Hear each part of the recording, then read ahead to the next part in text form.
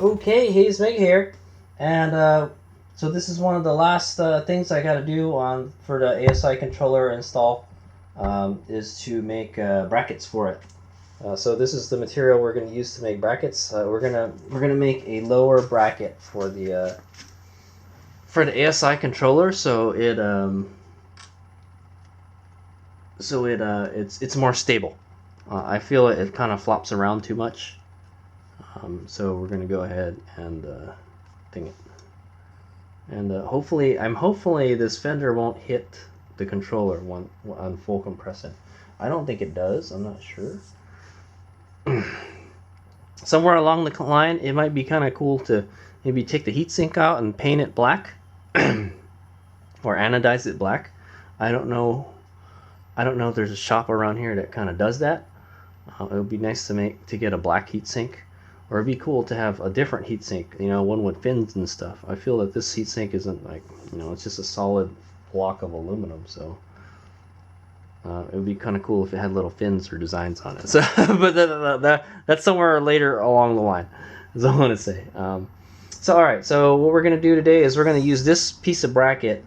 We're using a flat piece of aluminum, and it's a 1/8 by 1/2 inch piece of flat aluminum, and it says it's 3 feet long, but I don't think it's 3 feet anymore. I've already been using it. It's pretty thin. I think it should be okay. Also, you want to make sure that you have something.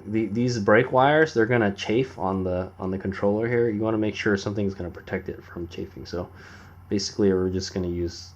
I just put this little thing here. Maybe I'll put some electrical tape around it so it doesn't chafe on the controller too much.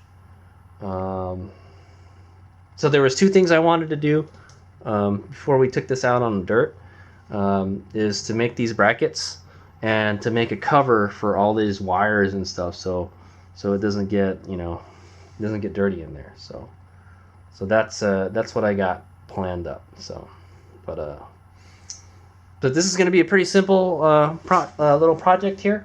There's a hole right here, so it looks like you can put a screw into there. So there's nothing connected to the bottom of this. It just kind of hangs there by the 2 screws on the stabilizer mount. And I don't like that. I wish it was a little more secure. So what we're going to do is we're going to make a little bracket that ties from here to here, and then it should stabilize it a little so it won't be so floppy. I think it's okay like this, but if we had something to stabilize it, on the bottom, I think it would be even better. Maybe it'll push it back a little bit too. Another thing we could probably do with the wires is we can probably get a zip tie and pull the wire back to the wall a little bit. Is what we might do to kind of tidy up the wires and stuff. Is all I'll say. But let's just make these brackets first. That's the purpose of this video. We're basically just gonna make 2 of the same size brackets, drill 2 holes in it, and then we're gonna use one of the old bolts for the controller, stick it right through here, and then put a nut on the other end, bolt that onto there, and then I'm probably gonna wind up using a self-tapping screw. We'll use one of those self-tapping screws, like on the little cowl here, the plastic cowl that's on top of the controller. Not the controller, the skid plate. We'll go get a self-tapping screw that fits in here.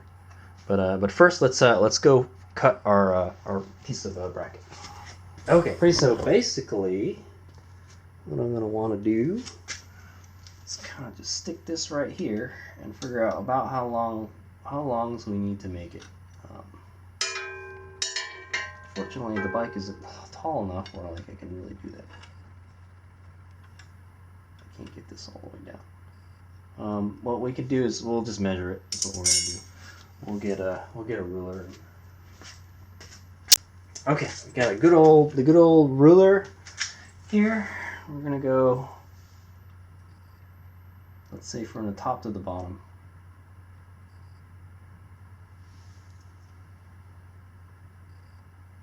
Looks like it's about,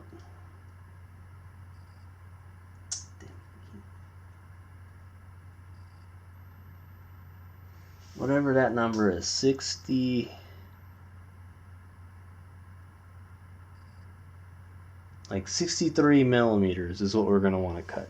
So I'm going to cut a 63 millimeter long bracket. Okay, we're okay.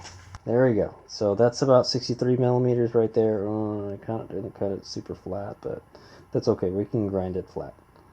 It's no big deal. So I'm going to cut one of those out, and then we're going to mock it up, and then we're going to use that as a template to make the second side.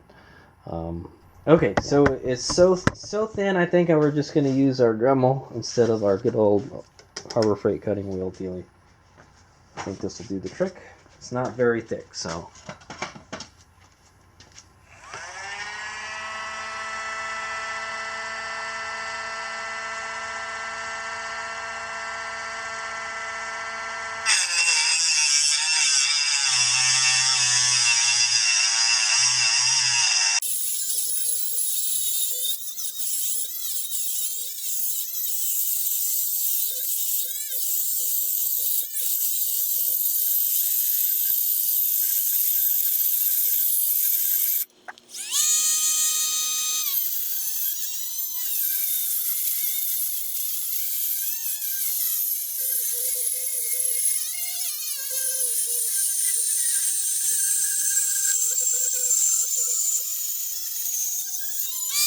Okay, I'm not gonna lie, I should have used the bigger one. Okay, so I'm gonna see if this fits. A little more life. So it does fit. It looks like the way we're gonna do it is we're gonna do one on top and one behind the bracket. So this will be this one here and this one over here. So now what we're gonna do is we're gonna cut the. It looks like it's right on. Yeah, it's perfect. I don't wanna. Yeah. We want to make another one exactly like this, the exact same length. That's what I want to say. So what I'm going to do for the finishing touches is we're just going to round the edges off, so that we don't got these sharp edges. And then we'll probably paint it black is what we're going to do. Yeah. So, all right. So I'm going to go try to get the holes lined up, and then we'll start drilling some holes. Okay, so I cleaned our first piece off with the grinder, made it a little flatter, and take some of the burrs off. I probably still need to take a little bit more burrs off.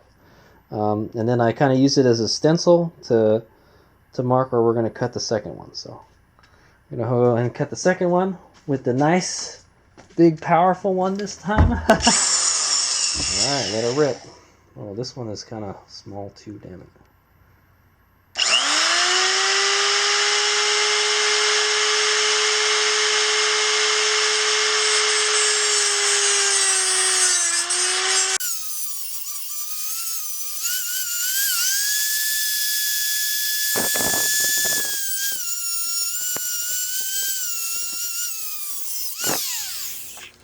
Okay, that's the second piece. I'm gonna let it cool down for a little bit, and we'll clean it up. And then, so now we're gonna go. I'm gonna go put the mark where I'm gonna mark the holes. Okay, so before I started making finishing up the bracket, what I did is I tidied up some of the wires. So this is I took the battery out, and I zip tied the power wire. If you remember correctly, the power wire is the one that's like.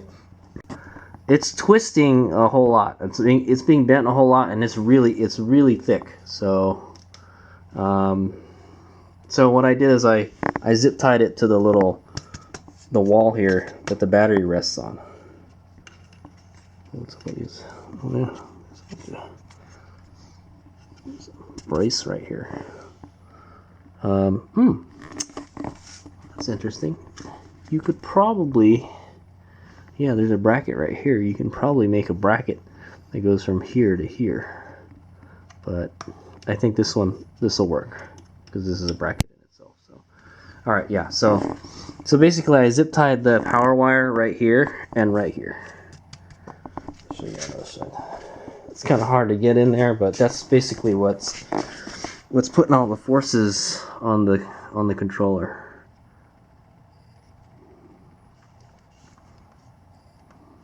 So hopefully that helps it. Kind of see peek in there with all the wires and stuff. Hopefully none of that stuff comes loose. I think it's okay. And then so yeah, we're gonna make a bracket that goes from here to here. These wires are kind of exposed here, so I'm not sure. I might want to make some kind of cover that goes along the back of the controller here, so dirt and mud and stuff doesn't get back in there. I don't think that'll be too much of a problem because the heatsink kind of sticks out a bit, so we'll see. Yeah, all right. So the next step is to actually mark where all the holes that we're going to drill on the bracket, which isn't too hard. And then there it is. So I've got one of these kind of flat-looking self-tapping screws right here, kind of like this. I'll make sure I find some black ones too, so it looks nice. And one will go here. It's a little crooked, but that's okay. You know, one will go here, and then one will go here, and then there's going to be a locking nut behind it.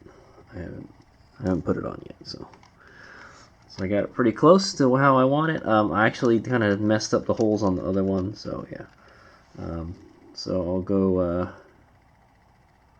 Okay, so there it is. That's what it looks like.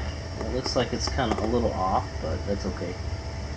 It's just something to stabilize it. I haven't like bolted the bottom down yet because we're gonna take it out and we're gonna make it look pretty. So it looks kind of like angular and all that right now. I want it rounded out. So here's the other side. So it's got that self-tapping screw there, and then a bolt right here. So all right. So what we're gonna do next is we're gonna go get the bench grinder, and we're gonna round off these rough corners here, right here and here, and then we're gonna go paint it black, and then we'll put it on tomorrow when it dries. Alrighty, so that's it for now. So you can see the back right there. The back has a locking nut right there, so hopefully the screw is long enough. I know these screws are pretty long. I may take this out and put it in here, but so this is a pretty thick bracket too, so I don't know. I may have to find a longer screw. I'm not sure. Alright. Okay, here's Mick here, and there's the finished product right there. So both of them are good stuff. Pretty simple. Just the bar with 2 holes drilled in there. That's the best brackets Hades can make. But yeah, so there. I rounded off the edges with the bench grinder here, and then I kind of smoothed it out a little bit with the Dremel, with the cartridge roll. So there we go. Looks pretty good. So all I gotta do is paint it now. So we're gonna paint it, and then we'll go install them tomorrow. Okay, here's Mega here. Here they are. I painted them. What is it? Low gloss black is what I painted them. I have this. That's what I paint most of my stuff in. So. It's still wet. I left it overnight and it's still wet. It's so cold that the paint will not dry. So what I'm gonna do is cheat a little bit and use the heat gun to help the paint dry a little bit faster. It's kind of dry, but if I touch it, it's a little sticky. So and I'm gonna leave like fingerprints and crap on it like that. And I'm not gonna lie, it didn't turn out as nice as I wanted it to. So anyway, I got a heat gun right here. And I'm going to cheat a little bit here and use this as like kind of an oven.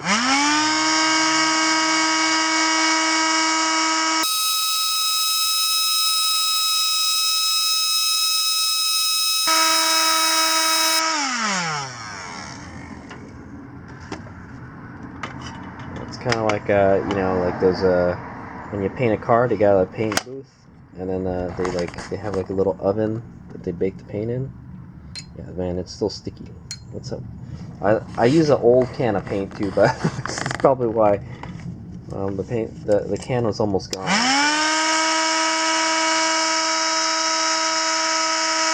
Okay, I just got done flaming it. Don't worry, I used the engine enamel, so it's good up to like, I don't know, like 800 degrees or something. So I don't think it'll mess it up or anything. So okay, hopefully that'll do the trick. Oh geez, it's like sticking to it like glue. I was like, oh, all right. Well, once we get it on there, we're not really gonna touch it anymore. So hopefully it'll dry as we ride. I was like, geez, man. Yeah. So these the painting did not turn out so well. I don't know what happened, man. I definitely know I oversprayed it quite a bit. There was quite a bit of spray on it, you know, and I was painting in really cold temperatures last night. It was like 40 degrees or something out, so not the ideal painting temperatures. So the paint doesn't dry quite as fast, but I'm surprised it's still wet. Alright, I'm gonna go try to install them right now. Okay, he's making here, and there it is. It's on there. So the supporting braces are on. There's the screw, and then there's the original Allen head that this was actually connected to. It's much more solid than it was before. So if you remember correctly, this used to flop around pretty easily, and now it's like it's hard as a rock now, so it doesn't move at all. So that's good. It's not in like kind of ideal position. You would kind of want it more like perpendicular. I suppose what we could do is shorten it or slot it, and then move the hole inward a little bit so it would be perpendicular. If Randy Omega was a perfectionist, I would do that. One thing we could probably do is put some electrical tape around this little dealy here, because this is going to rub on the controller. It's going to be kind of annoying. So, what else? And then this keeps on wanting to go up here. I'm going to get this to hang out in front here, or maybe I'll just zip tie it to this mass of wire right here. But for the most part, it looks good. One of them is kind of installed inside. Oh yeah, they're both inside. Yeah. So it goes from here to the other side instead of like on the outside. So it looks pretty good, and it's black, so it matches the bracket that's already on there. So the last thing to do to make it more beautiful is to install a plastic cover that goes from here to the top here, or like I'm gonna just kind of just wedge it back here, and that'll keep the dirt off of the wires and stuff. So no off-road riding until that. That's what I'm gonna say. You can still get in here, but that's fine. If anything, I would think it would be a good thing, because like air can get underneath it and behind the controller, you know. So okay. So also another thing is I have to make sure this fender does not hit this when the suspension fully compresses. So we'll go figure that out. Okay, so we're gonna see if the Crud XL fender hits the controller at all. If you guys remember, when I first installed this fender, it actually did touch the Suron fender, the Suron controller, the FX controller on the very bottom, but I cut it so it's much shorter. Okay, so I'm just going to get on the bike and put the brakes on, and then try to compress the front suspension and see how that looks.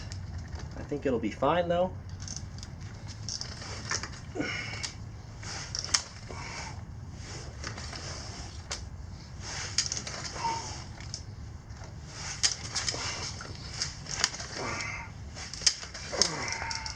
Okay, so I don't think it's touching it. Also, this fender is set up for the dirt wheel too, so that's why there's such a big gap between here. The dirt wheels, I can just slip the dirt wheels in and it'll fit fine.